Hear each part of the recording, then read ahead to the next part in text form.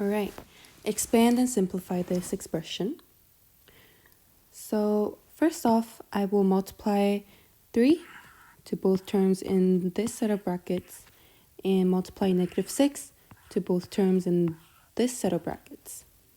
So first I have 3m minus 9, and then I have -6m, and -6 times -7 is, first it's positive, and 6 times 7 is 42.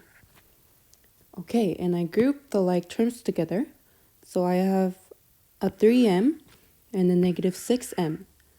So together they will become -3m. And then I have -9 plus positive 42. So 42 minus 9 would be positive 33.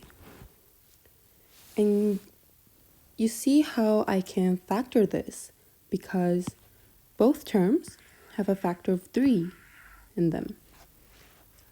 And for convenience, I will factor out the -1 too.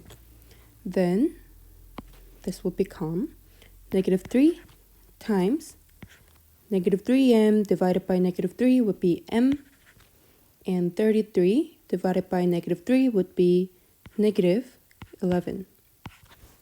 And that's it.